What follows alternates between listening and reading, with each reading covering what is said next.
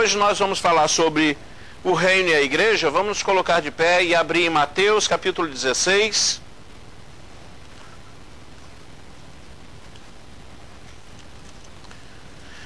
Mateus 16, do versículo 18 a 19. Um episódio bem conhecido quando Jesus estava conversando com Pedro, em que ele responde a Pedro dizendo: também eu te digo que tu és Pedro, e sobre esta pedra edificarei a minha igreja, e as portas do inferno não prevalecerão contra ela. Dar-te-ei as chaves do reino dos céus, e o que ligares na terra terá sido ligado nos céus, e o que desligares na terra terá sido desligado nos céus.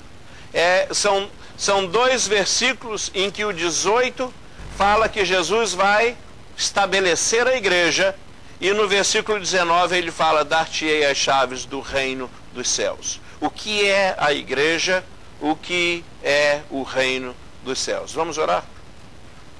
Senhor, em nome de Jesus, nós te pedimos agora que o teu Espírito tenha, ó Deus, acesso ao nosso interior, à nossa alma, que a nossa mente esteja afofada, Senhor, para que a tua semente possa germinar, que haja mudança, ó Deus, que haja despertamento, que haja iluminação, que haja palavra de sabedoria, e que aquelas partes, ó Deus, de conhecimento sobre o teu reino, que estejam, ó Pai, seladas ou fechadas, apagadas em nosso coração, possam, ó Deus, serem despertadas, iluminadas e vivenciadas por cada um de nós. Nós sabemos que a tua palavra, ela não volta vazia. Nós sabemos que o problema, ó Deus, é a terra do nosso coração, que muitas vezes não é adubada nem cuidada, e deixamos a tua palavra na beira do caminho.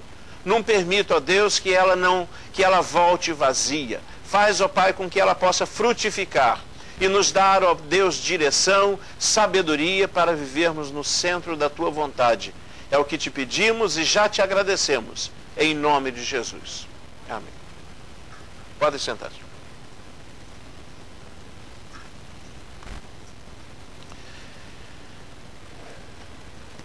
Quando Lutero fez a reforma, o ambiente que ele vivia era diferente do ambiente que Jesus vivia, de certa forma. Mas de outro modo, você pode ver uma similaridade muito grande das duas eras.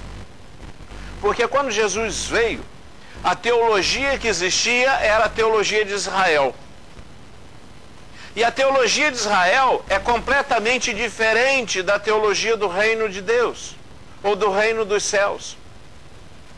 Lembra quando Jesus veio, ele falava uma e falava outra. Lembra o que foi dito aos antigos? Moisés disse isso, disse aquilo. Aí ele falava assim: eu, porém, vos digo. E ele trazia a teologia do reino. A teologia de Israel sempre foi exclusiva. Eles excluíam os outros.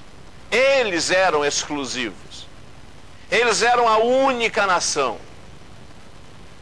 Pensar em Israel fazer missões é loucura. É tanta loucura que Jonas teve que ser engolido. Teve que haver um milagre enorme. Teve que Deus praticamente balançar Jonas e toda a sua existência para ele fazer uma coisa louca, chamada evangelismo. Missões numa outra terra. A ideia de Israel de evangelismo era de proselitismo. São os prosélitos. Saía o povo do Egito e ia o populacho junto. Quem quiser que vá junto. E se o estrangeiro que mora no seu meio quiser se tornar uma pessoa temente a Deus, tinha que ser circuncidado, teria que entrar debaixo da lei, teria que viver como Israel. Então Israel nunca foi pregar o evangelho, os outros que vinham a Israel. Esse é um evangelho exclusivo, que exclui também aqueles que estão de fora.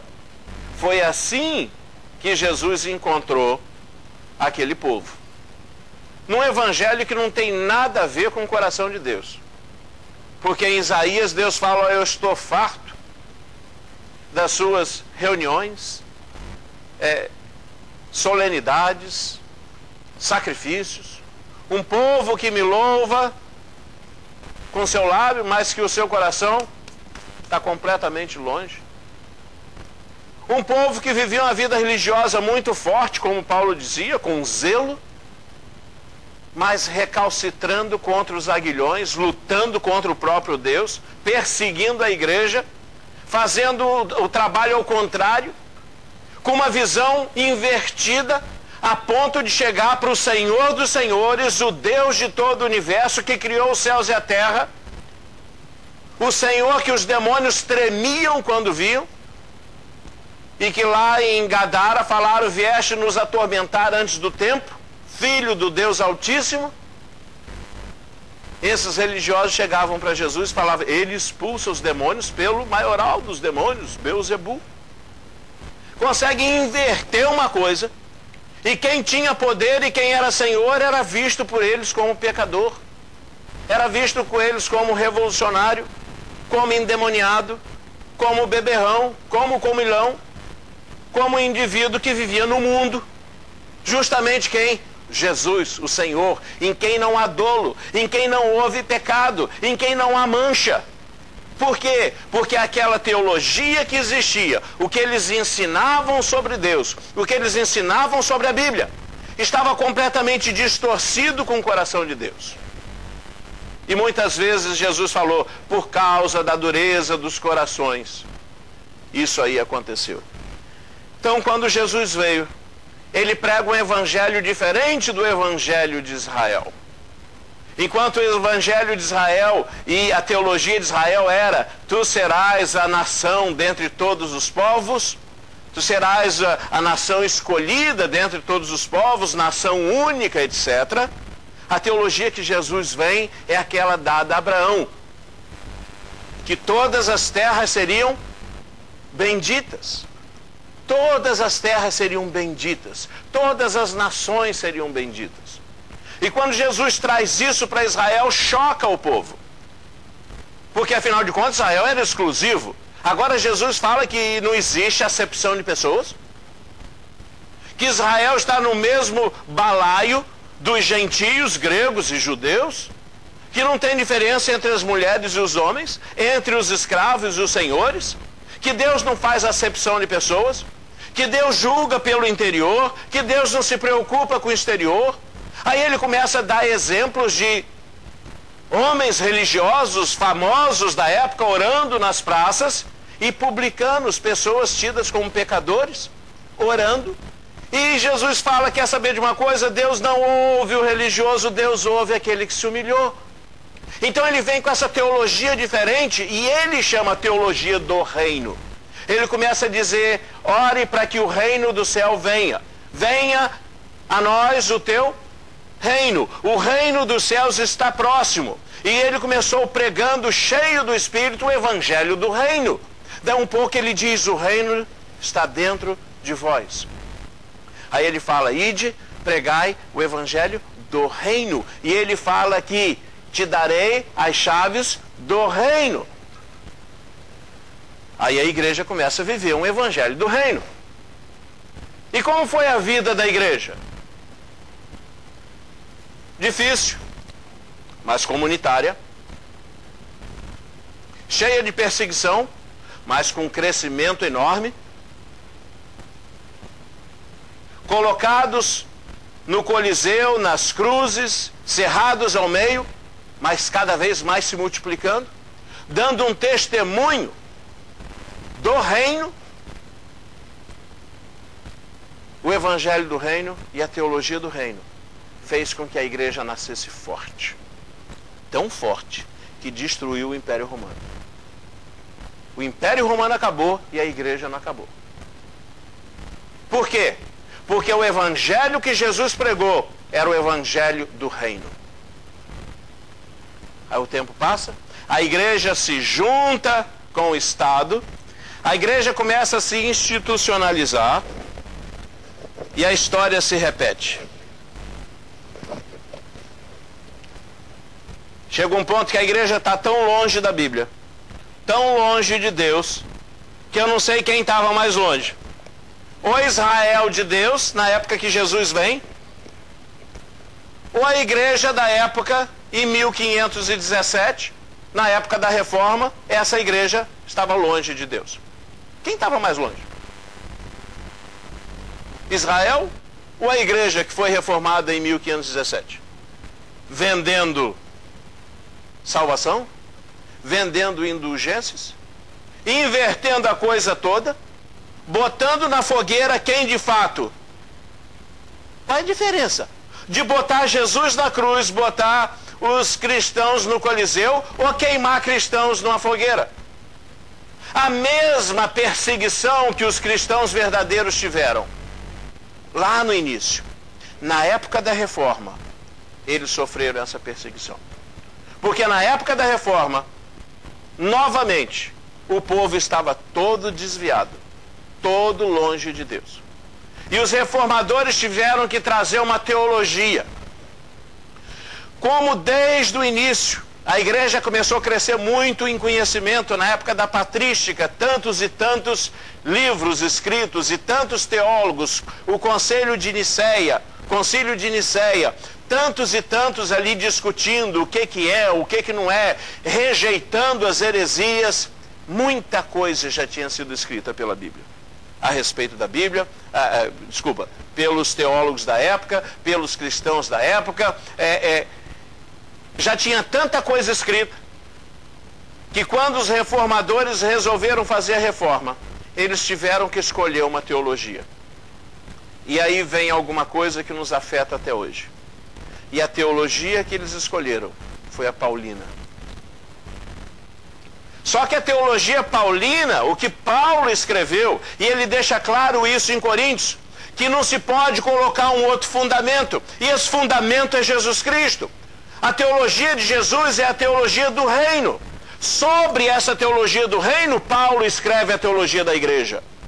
Mas se você tira esta base aqui de baixo, se você tira o que Jesus escreveu e vem somente com a teologia paulina, e isso que aconteceu na Reforma, você quase que transforma de novo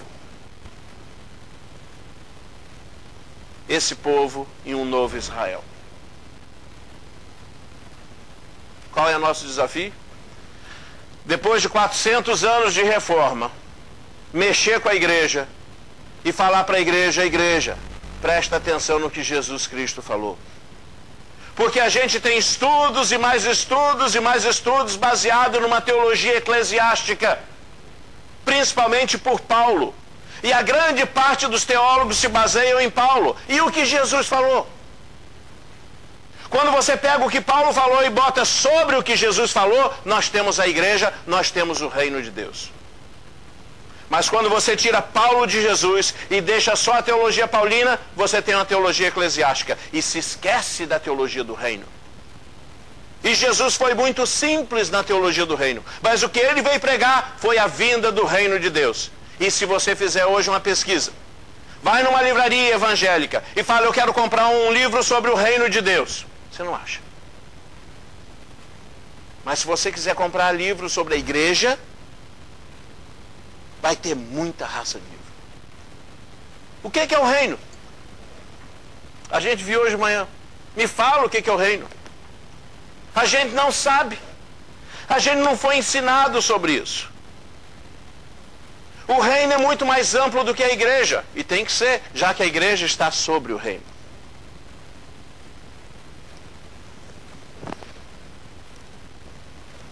Abre lá em Lucas 9:49. Quando a teologia da igreja está fora da teologia do reino, ela se torna exclusiva, igualzinho Israel. A igreja se torna uma única forma onde Deus pode abençoar. As pessoas se trancam dentro da igreja, criam redomas de vidro, se protegem ali dentro e uma grande maioria não faz um pingo de esforço para ir lá no mundo como Jesus ia. Espera que as pessoas venham para dentro da igreja como os israelitas esperavam que os prosélitos viessem. Quando a gente fala de uma teologia somente da igreja, nós criamos um clube exclusivo de santos, entre aspas. Mas quando nós pregamos o evangelho do reino, a gente entende a nossa responsabilidade lá fora. A gente entende que Deus criou esse mundo. E mesmo que as pessoas estejam lá fora e não façam parte da igreja, é nossa responsabilidade, porque como rei do universo, Deus reina sobre todos.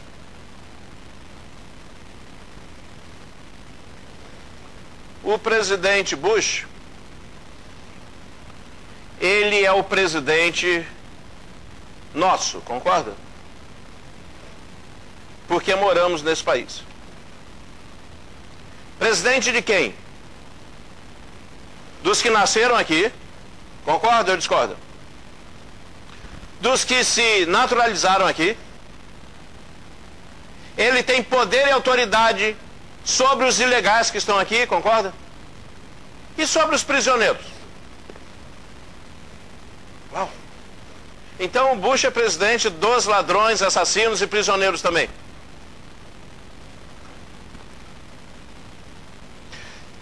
O Deus do universo, ele é Deus dos salvos, concorda? Dos vivos. Será que ele tem autoridade sobre os demônios? Ele tem autoridade sobre os que estão presos no inferno também? Quem é que foge da autoridade de Deus? Ninguém. Mas nós vivemos como se Deus fosse Deus somente da igreja.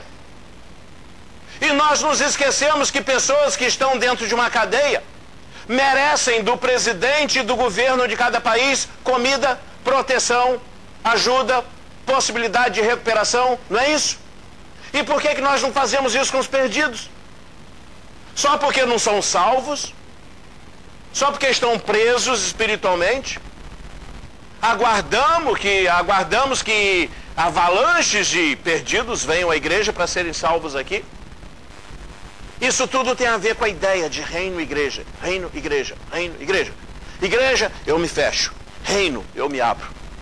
Vamos ver o que acontecia, se é só com a gente aqui ou se Jesus sofreu esse problema. Abre lá em Lucas 9:49.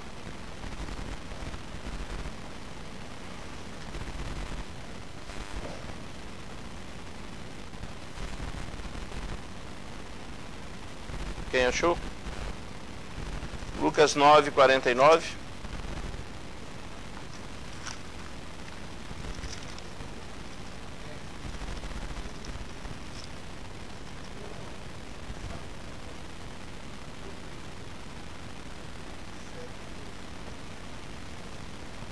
Interessante. Entre os discípulos de Jesus, um dos principais fala assim: Senhor, tinha um camarada ali expulsando demônio em teu nome, a gente proibiu. Por quê? Porque não faz parte do nosso grupinho. Olha agora o versículo 55 e 56. Outra pessoa lê.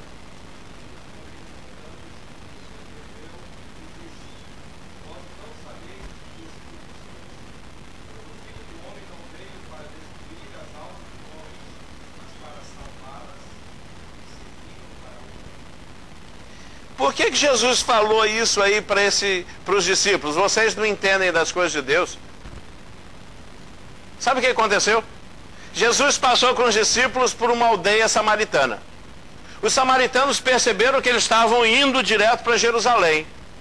E eles falaram o seguinte: não, vocês estão indo para Jerusalém. A gente não vai receber vocês aqui não. Aí 2 dos discípulos ou 3 chegaram para Jesus e falaram assim: Senhor, eles não querem receber a gente. Quer que a gente manda descer fogo do céu e destruir todo mundo? É o mesmo Espírito que está sobre a igreja. Se você não reza pela minha cartilha, que se destrua, que venha fogo do céu e acabe com você. Isso tem entre igreja e igreja aqui. Quando começou a acontecer todas aquelas coisas, eu fui com o Cleide na polícia para fazer algumas perguntas. Eles falaram o seguinte: olha, se o negócio é de igreja com igreja, a gente nem se mete. Porque a cada semana acontece isso. E quando há uma divisão numa igreja, um outro pedaço da igreja começa a falar tudo mal daquele povo. Agora ninguém mais presta. E eles falam um monte de coisa. E a polícia nem se mete mais nesse tipo de coisa quando é divisão de igreja. Não é isso que a gente está lendo aqui? Eles não querem receber que venha fogo do céu. Senhor, a gente proibiu eles de... o camarada lá de expulsar demônio. Esse é o mesmo espírito que sempre esteve na igreja. O espírito de exclusivismo. Era o espírito que tinha em Israel, é o espírito que está na igreja. Porque o diabo não tem novas ideias. Agora, o evangelho do reino é diferente. O evangelho do reino inclui coisas que nós não temos na igreja. Talvez por isso é interessante não se pregar o evangelho do reino. Porque o evangelho do reino, o evangelho que Jesus pregou. Abre lá em Gálatas, para ver mais um pouquinho o que acontecia lá. Gálatas 1, 6 e 7. Quem achou, lê. Gálatas 1, 6 e 7.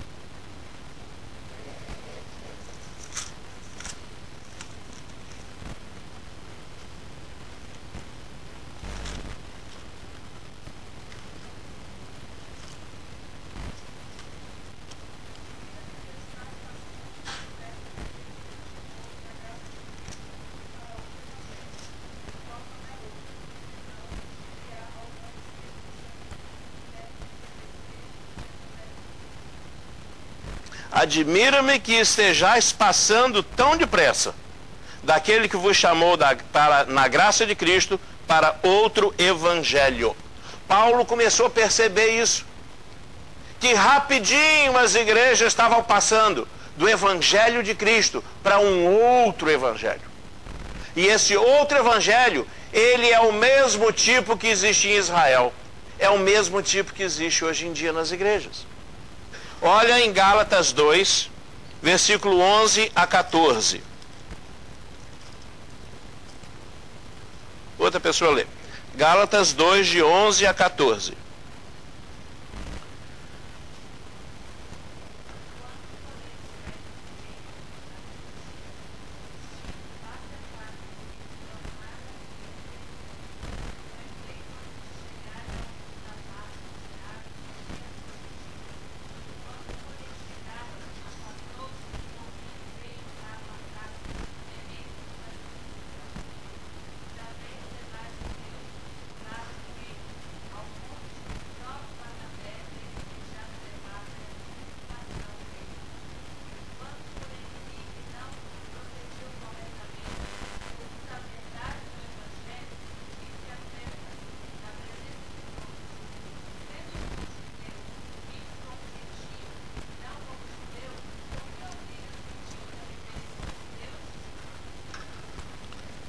Nós estamos vendo uma coisa exatamente do dia de hoje. A teologia exclusiva, essa teologia somente de Israel ou eclesiástica, sem o evangelho do reino, faz duas coisas claras com o povo. Primeiro, bota uma capa. O que importa é a aparência. Assim eram os fariseus. Assim são os crentes. Quem já ouviu a seguinte frase? Eu negocio com qualquer um, só não negocio com crente. Por quê? Porque a fama que tem saído é que a gente é uma coisa na igreja e a gente é outra coisa em casa. A gente é algo na igreja. Quem já ouviu a frase? Na igreja você é um santo, em casa é um capeta. Essa não é a verdade. Essa verdade é a capa que esse tipo de teologia coloca. Uma teologia que a gente tirou Jesus. A primeira coisa que faz é isso. O que importa é a aparência. Se tudo tá bonitinho na aparência, tá bom demais. Não importa se a casa está despejando, arrebentando. Não importa se você é hipócrita. Não importa se você finge que louva. O que importa é como a coisa aparece. Era assim em Israel, tem sido assim na igreja. A segunda coisa que essa teologia cria, quando a gente não prega a teologia do reino, é a superficialidade. É como se fosse vela em cima da água. Qual é a nossa profundidade? Nenhuma. Por quê? Porque a gente só quer aparência. A gente não entra nessa teologia do reino que Jesus pregou, porque essa teologia vai requerer da gente muita mudança. A teologia do reino. Mateus 4, 23, o que Jesus fazia?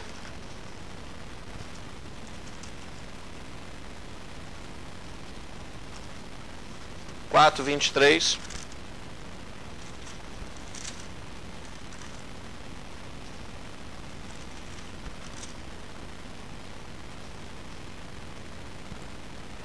Percorria Jesus toda a Galileia, ensinando nas sinagogas, pregando o evangelho do reino e curando toda sorte de doenças. Define o evangelho do reino para mim, então. A gente falou bastante de Israel, bastante da igreja. Essa área exclusiva, só nós, se o pessoal quiser que venha, o que importa é a aparência. A gente se acostuma a viver com a aparência. O que é o evangelho do reino, então? Define o evangelho do reino. Melhor definição é a vida de Jesus. É como Jesus viveu.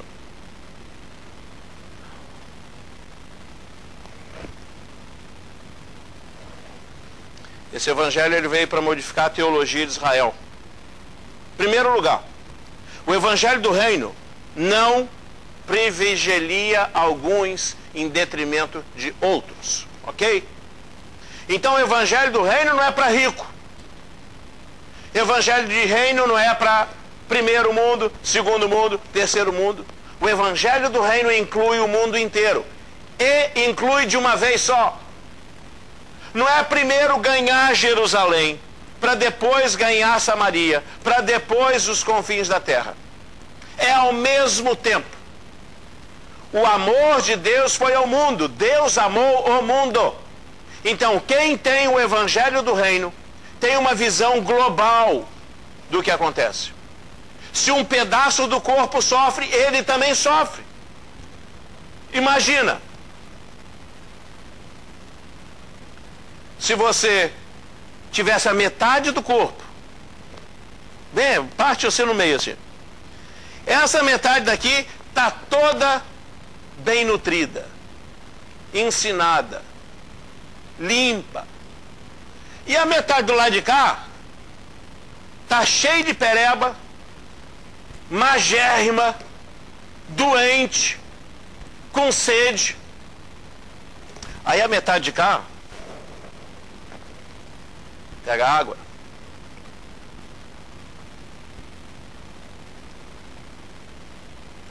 Tudo bem aí? Não existe isso. Quando o nosso corpo tem sede, é o corpo inteiro que tem sede.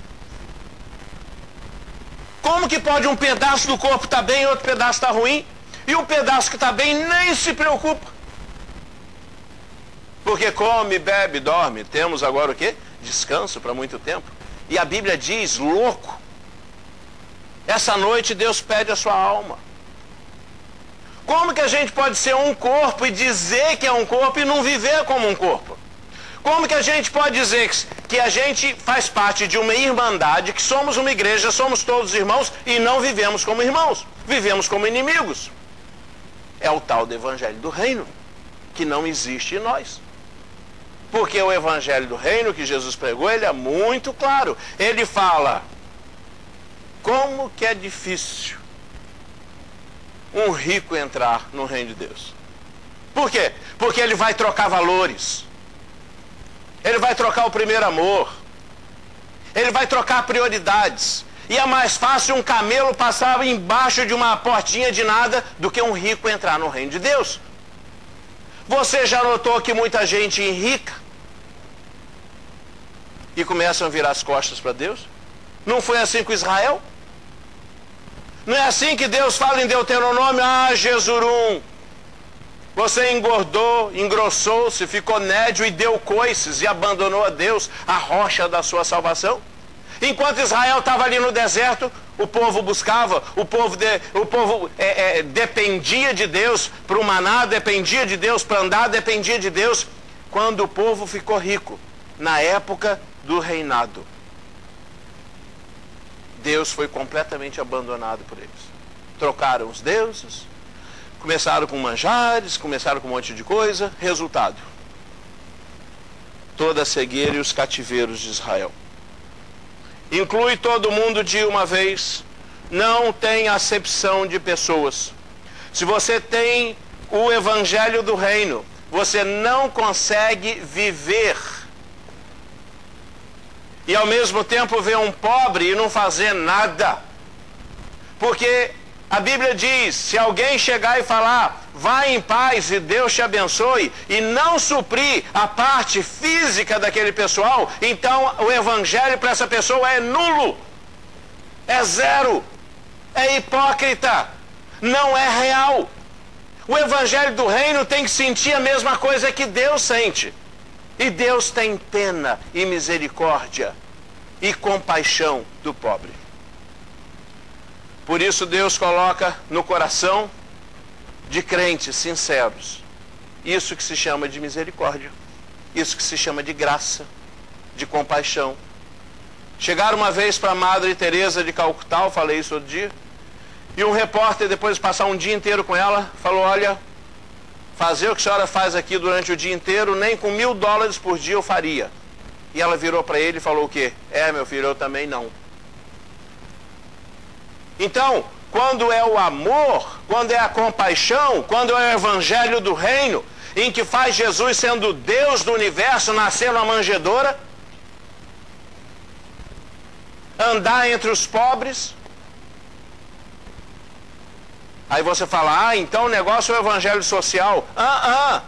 O evangelho social vai faltar aqui dentro comunhão com o Pai, comunhão com Jesus. Por que a gente tem a tendência sempre de escapar então para uma coisa que não presta? O evangelho do reino, ele ama o mundo todo, ele se envolve com o mundo, ele é vivido internamente e não externamente. Como que a gente se acostuma com essa teologia barata? De que o que importa é como as pessoas me veem. O evangelho do reino é vivido internamente. Jesus falou, o Pai vê o interior. Se você quiser pedir alguma coisa, vai lá para o seu quarto, fecha a porta, só você e ele, pede e ele vai te ouvir. Mas a gente está acostumado no meio do povo. E no meio do povo a gente quer passar o quê? Uma ideia de espiritualidade. Jesus não tinha nem sombra de ideia de querer demonstrar para as pessoas se tinha ou não tinha o tipo de espiritualidade que eles tinham. Você está com aquele negócio aí? Imagina se eu fosse convidado para um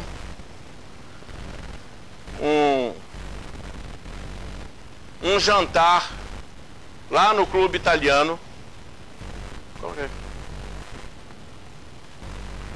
E esse jantar estava cheio de incrédulo. E eu levasse uma garrafa de vinho. Eu chegava lá, falava assim, olha, vai lá no meu carro e no porta-mala tem uma garrafa de vinho. Traz para servir para o pessoal. Aqui. Não estou fazendo propaganda desse daí não, nem conheço ele. Mas vamos supor, passo outro. Passo outro. Vamos supor que eu falasse assim, olha, lá no meu porta-mala, aqui só tem 72. Tem mais do que 10 vezes isso, tem 800 garrafas. Vai lá e pega. Mal, né, pastor?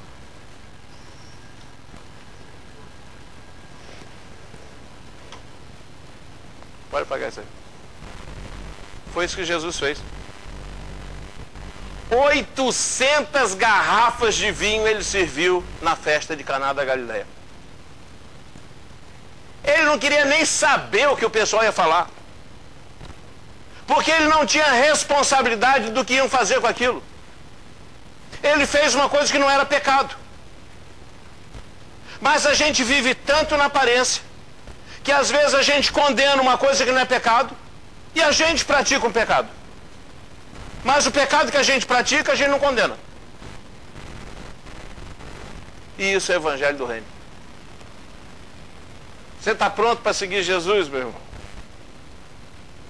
Já pensou como que a gente ia se escandalizar com Jesus? Ou não? Ou será que a gente fala com a boca que não, eu não ia me escandalizar? Mas na hora que chegasse lá, no hora ver, pá, me escandalizei. E aí? Quem fez isso? O meu mestre. Você vai seguir ele ou vai deixá-lo? Não, eu vou seguir porque é Jesus. Ué, mas está escandalizado com o seu mestre? Então esta vida, ela tem que mudar. Essa questãozinha do espelho, a gente tem que começar a viver isso. Esta realidade é botar a mão na consciência e pensar, eu só tenho uma vida espiritual. Eu só tenho um tempo para viver aqui na terra. Quando eu sair daqui eu vou estar na presença de Deus e o que eu plantei eu vou colher. E Jesus veio ensinar uma coisa, e a coisa que Jesus veio ensinar eu não faço. Ele falou, não importa teu exterior, o que importa é o que está dentro. Aí eu cuido todo do meu interior e aqui dentro eu não perdoo. Aqui dentro eu faço fofoca. Eu boto irmão contra irmão, eu faço divisão, eu calunio as pessoas, eu desconfio das pessoas, eu julgo meu irmão, faço um monte de sujeira aqui dentro. Mas do lado de fora, eu sou santo. Porque o que me importa é como vocês me veem. Eu estou pouco ligando como Deus me vê. Porque se eu ligasse como Deus me visse, eu então ia cuidar da parte que Ele olha. E Deus não olha daqui para cá, Ele olha de dentro para fora. Então não importa como está meu exterior, porque Deus está vendo o interior. E a gente não prega isso. Evangelho do Reino, bem-aventurados humildes de coração, porque deles é a igreja. Não, porque deles é o reino, humildes de coração. E aí eu olho você compra uma camisa tal, eu também tenho que comprar uma, eu também compro uma. E aí a turma toda começa a comprar a mesma camisa. E a gente começa a viver com o exterior. Um compra um carro, outro compra outro carro. Um compra uma casa, outro compra outra casa. E assim lá vai. E a gente gasta a vida inteira nessas competições. Que Deus não está nem aí. Que Jesus não estava nem aí. Ele escolheu um Mercedes-Benz para entrar em Jerusalém. Um jumento, bichinho feio, baixinho. Não é um cavalão todo malhado da Inglaterra. Né? Aqueles cavalos de circo que marcham assim. Um jumento. Será que ele não quis dizer nada pra gente? O rei do universo sentado num jumento. Eu e Cleide lá no Ceará, fomos tirar fotografia em cima de 2 jegue que tinham lá. Na hora que eu montei no jegue, o jegue fez assim. Eu fiquei com tanta pena do jegue. Mas o bichinho envergou, mas não quebrou. E eu fiquei pensando, olha gente, eu quase encostei meu pé no chão, porque o bichinho deu uma envergada assim. Eu fiquei pensando em Jesus. Eu já andei de cavalo bonito. Meu pai tinha fazenda. Aí eu fiquei pensando, gente, aqueles cavalões que a gente tinha, Jesus escolheu um jumento. Jesus foi nascer numa estrebaria. Jesus abriu mão de tudo. E a teologia que me manda é a da prosperidade. Eu acredito que a gente possa ser próspero. Mas a teologia que tem que nos mandar é a do reino.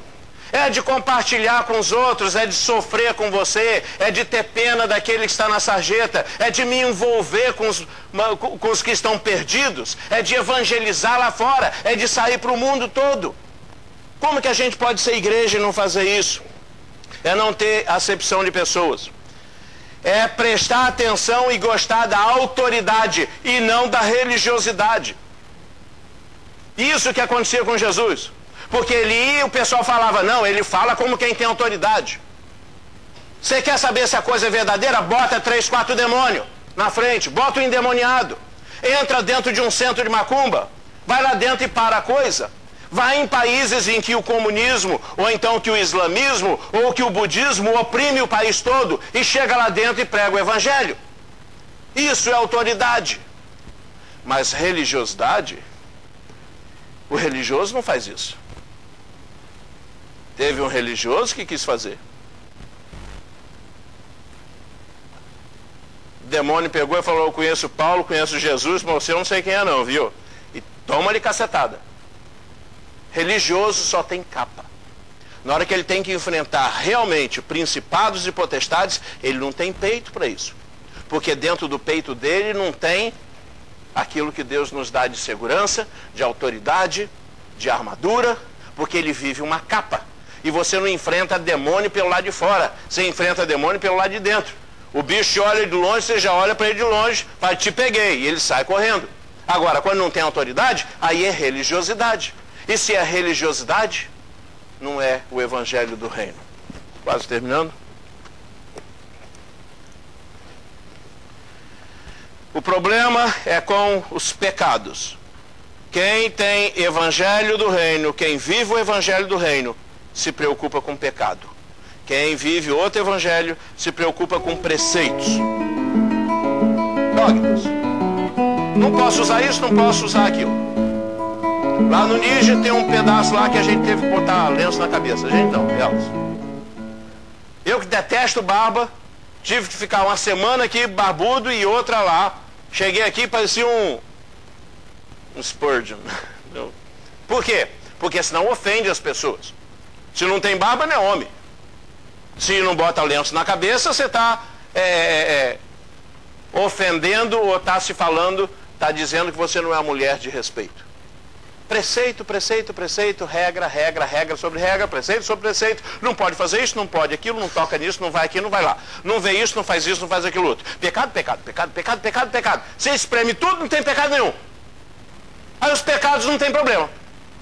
Vou falar mal de um, isso é pecado, não, mas isso é interno, ninguém sabe. Vou pensar mal, isso não tem problema, isso ninguém sabe. Gente, vamos inverter a coisa. Jesus não expulsa pelos maiorais dos demônios. Jesus não expulsa por Beelzebu. Ele é o rei do universo. Pecado é pecado, é o que ofende o coração de Deus. Preceito é preceito, é coisa que religioso faz para a sua própria religiosidade. A gente tem que ver essa diferença. E isso é o evangelho do reino. Por que que a gente não vive o evangelho do reino? Falta de conhecimento. Por quê? Porque as igrejas não querem falar coisas que você vai ficar chateado.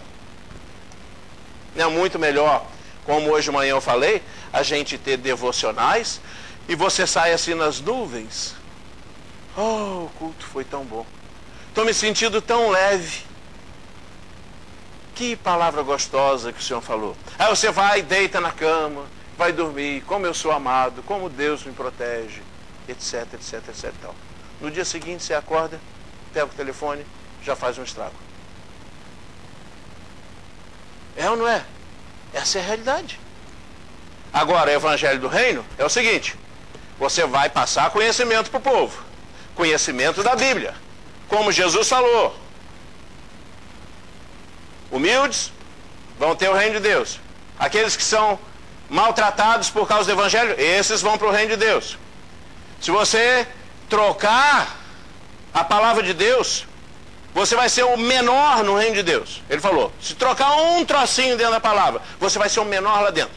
Prostitutas, ex-prostitutas e ladrões e assassinos vão estar na frente no reino de Deus do que muito indivíduo que parece que ia estar lá na frente. Então essas linhas de prioridades para Jesus deveriam ser também as nossas, mas para isso a gente tem que conhecer. Então, primeira coisa, por que não se fala do evangelho do reino? Porque ele fere as pessoas, porque ele bota o dedo no nariz da pessoa, porque ele vem de cara, vem contra aquilo que eu sou, um ser humano pecador. E a religiosidade tenta passar para a gente mesmo que nós somos diferentes agora e que nós não pecamos, que somos uma nação santa, separada, que Deus ama muito como eram os judeus. Então não é bom a gente ficar recebendo esse tipo de palavra dura. Por isso que o evangelho do reino não é pregado. Falta de conhecimento. 2, a tradição é mais forte do que o compromisso com Jesus. A gente se acostumou assim, eu nasci assim, meu avô era assim, minha avó era assim, eu nasci católico, vivi católico, vou morrer católico. Já ouviram isso? Tem alguma diferença do crente? Eu nasci desse jeito, vivi assim, vou morrer desse jeito. A tradição é mais forte do que o compromisso com Jesus. Essa é a razão porque o evangelho do reino não é pregado. 3, porque o pecado está arraigado dentro da gente. Existem pecados que grudaram em você e te acompanham há anos e anos e anos, e você finge que não é pecado, ou finge que esse pecado não existe. Conhece isso? Escravidão ou cauterização. Isso tem em tudo quanto é crente. Mas nessa área ninguém sabe. Só sou eu. Como eu vivo de capa e de aparência, eu não me confronto com o evangelho do reino. Então é melhor que a gente não pregue o evangelho do reino. Porque se pregar, a gente vai ter que entender que existe pecado na nossa vida, existe guerra espiritual e eu vou precisar de ajuda.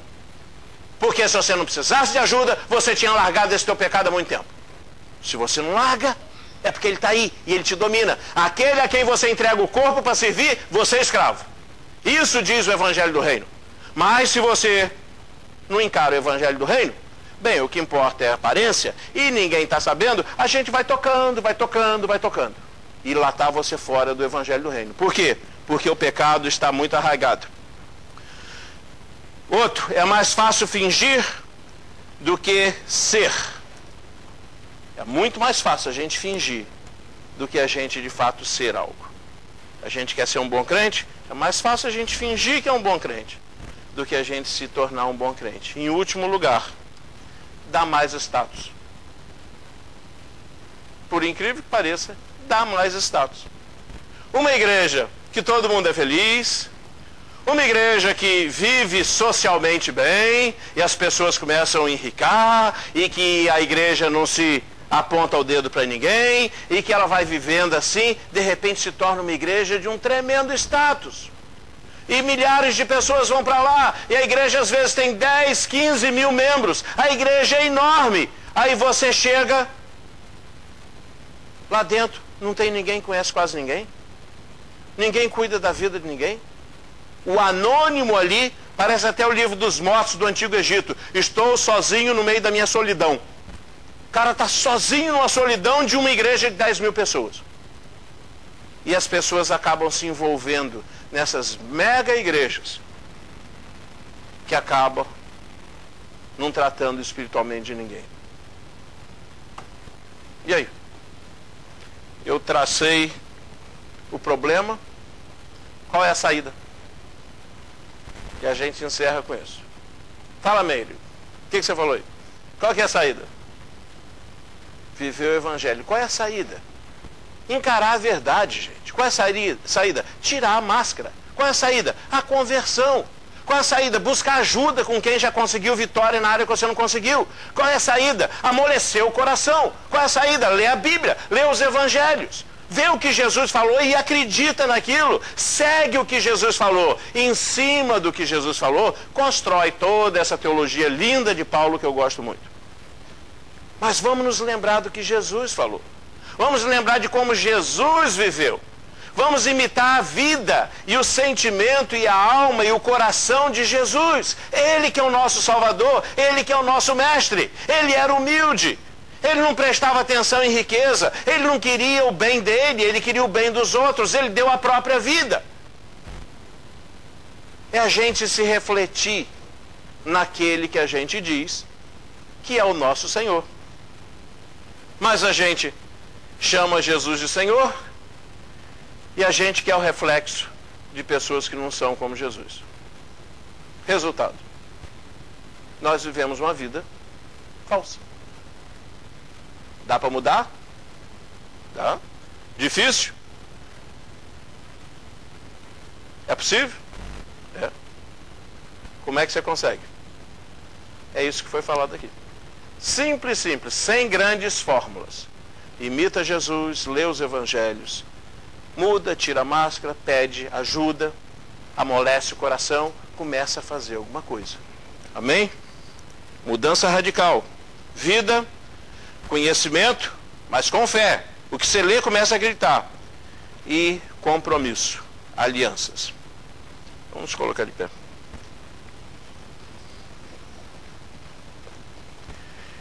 E nesse período que a gente vai orar, pensa aonde você se encaixa em tudo isso e toma uma decisão, gente. Toma uma decisão. Fala, Jesus, olha, tantas vezes eu quis, mas hoje de novo eu fui confrontado com a verdade, com o espelho da verdade, que é a tua palavra. Olha, eu não sei nada da sua vida. Quem sabe é Deus, quem sabe é Jesus. O espelho é a palavra, é o espelho e a palavra. Você pode fingir que não foi para você, mas se alguma coisa foi para você, não deixe escapar não, pega. Fala, Senhor, muda, eu quero mudar. Eu tenho visto pessoas que têm dado a vida pelo Evangelho. Eu não estou chamando você para ser missionário lá na África nem na Ásia, mas eu estou falando aqui onde você é, onde você está, seja uma bênção, seja uma verdade. Seja uma pessoa vivendo na verdade. E se você não consegue, pede ajuda. Pede ajuda, que tem gente que pode te ajudar. Amém? Nós vamos orar. E se você foi uma das pessoas que Deus falou, eu não vou chamar você aqui na frente, tá? Mas daí, quietinha, fala, Senhor, ouvi o recado. Me ajuda na minha falta de fé. Senhor, ouvi o recado. Me livra disso. Senhor, me dá fé para eu me ver no futuro diferente, com o coração amolecido, com as prioridades tuas, vivendo o Evangelho do Reino. E faz um pacto aí agora. Senhor, eu vou querer ler o livro de Mateus. Tudo que o Senhor falar, é o livro que mais tem esse negócio do Evangelho do Reino. Tudo que o Senhor falar sobre o Evangelho do Reino, eu vou meditar. Vou pensar e vou passar sobre a minha vida para ver se eu estou vivendo o Evangelho do Reino. Amém? Senhor, em nome de Jesus, nós te agradecemos, porque tua palavra, ela é viva, ela é eficaz. E nós te pedimos, ó Pai, que ela se torne rema, que ela se torne realidade em nossas vidas. Nós sabemos que o teu Espírito Santo, ele fala. Nós sabemos, ó Pai, que nós temos a condição e a capacidade de ouvir a tua voz.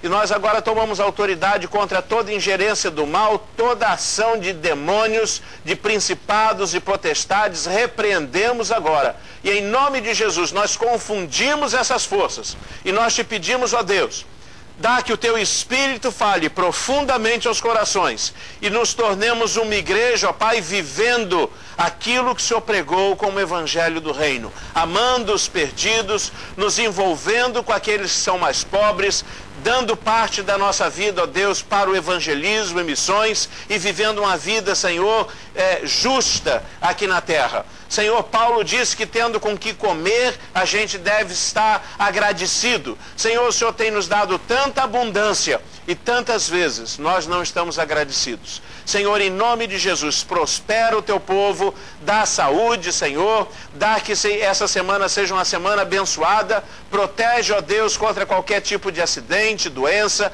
e do homem violento. E agora que o amor de Deus, o nosso Pai, a graça de Jesus Cristo, nosso Senhor, e a comunhão do Espírito Santo, seja com cada um aqui presente, e todo o povo de Deus, espalhado pela face da terra. Amém.